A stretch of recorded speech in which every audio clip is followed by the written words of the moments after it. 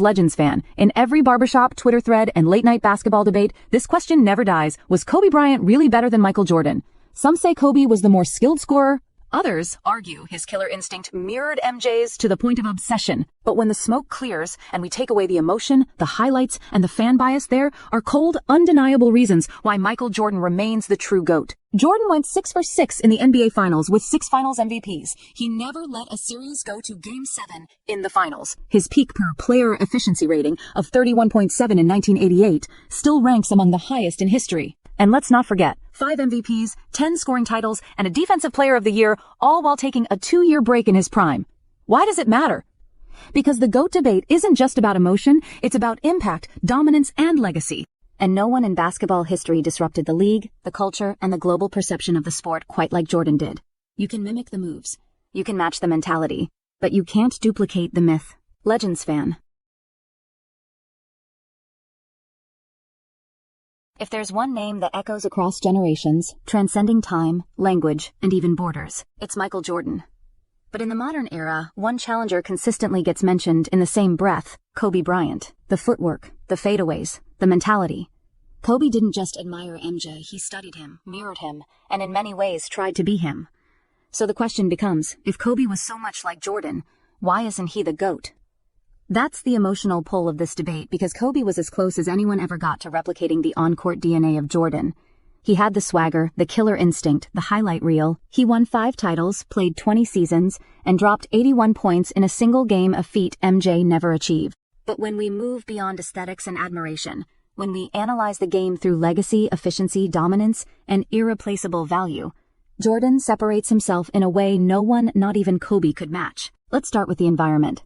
Michael Jordan dominated the league during the most physically punishing era in basketball history. The 90s weren't just tough, they were brutal. No hand-check rules, no freedom of movement, and defensive schemes that made every possession a war zone. Jordan still led the league in scoring 10 times. He was the undisputed alpha in every finals appearance, never sharing the stage, never needing a super team. Kobe? As great as he was, he entered the NBA during a transition period from physical defense to perimeter freedom. And while his early titles were fueled by a dominant Shaquille O'Neal, his post-Shaq run was marked by brilliance, but not quite perfection. 2 finals losses, 1 finals MVP in his first 3 rings, a career field goal percentage that hovered around 44% solid, but not elite. Meanwhile, Jordan's finals record remains untouched, 6-0.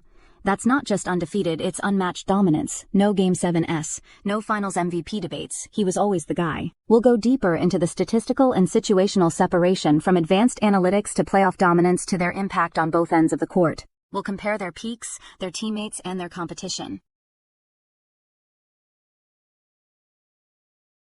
Because if Kobe was the mirror, Jordan was the original.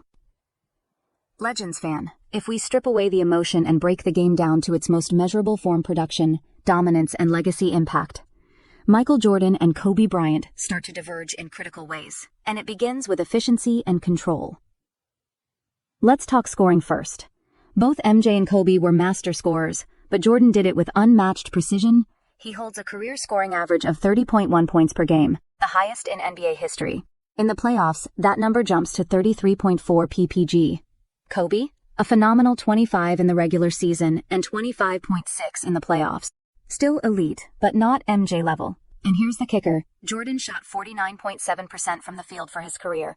A staggering number for a guard, especially one taking contested mid-range jumpers and driving into trees in the paint. Kobe, with a similarly high volume and difficulty of shots, finished his career at 44.7%. That's a 5% gap over 2 decades, small on paper, but massive in impact. Advanced metrics back it up. Jordan led the league in player efficiency rating per 7 times and owns the highest career per of all time at 27.9. Kobe's career per?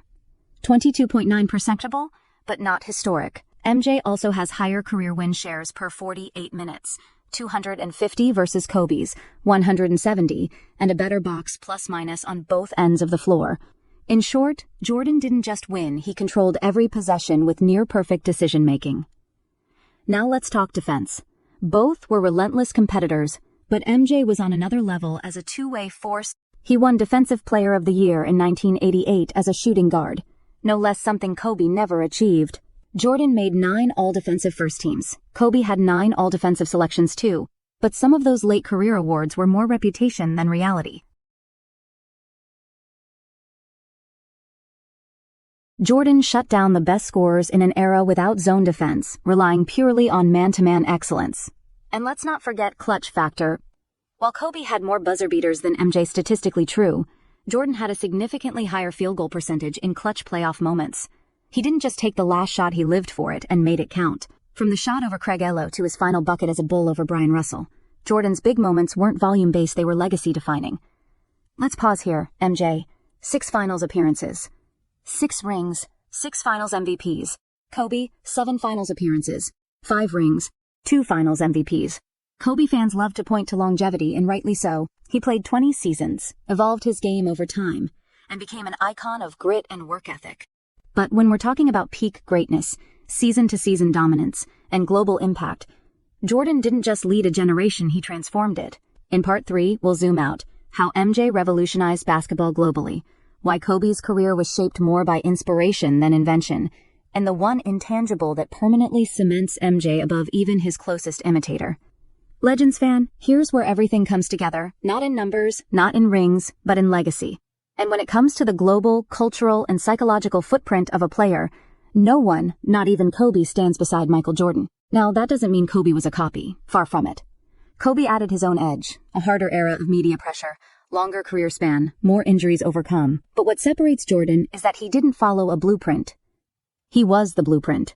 He wasn't the next anything. He was the first modern global basketball icon. When Jordan played in the 90s, he didn't just dominate the NBA, he turned basketball into a global religion. Before MJ, basketball was a sport. After him, it was a brand, a culture, a global export. The Jordan brand, the Dream Team, the Flu Game, Space Jam. These weren't just sports moments, they were cultural shifts. Kobe rode that wave and helped grow it, but MJ created the wave. And here's the intangible that no one, not even LeBron, not even Steph, and certainly not Kobe, has matched: Jordan's aura. He wasn't just feared, he was believed to be inevitable. Players didn't just lose to MJ, they lost hope when they saw him take the floor. His competitive presence was psychological warfare. Ask Charles Barkley, ask Karl Malone, ask Reggie Miller. They played the best basketball of their lives and still couldn't stop him.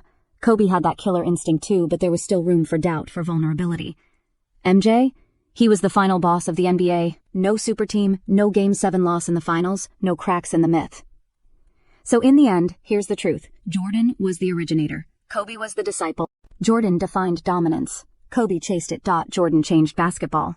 Kobe honored it. Kobe Bryant is a legend, an icon, a symbol of work ethic, grit, and loyalty. But when we talk about the GOAT, the greatest of all time, that title belongs to the man who built the standard everyone else, including Kobe, had to chase. And that's why Michael Jordan is, and will always be, the GOAT.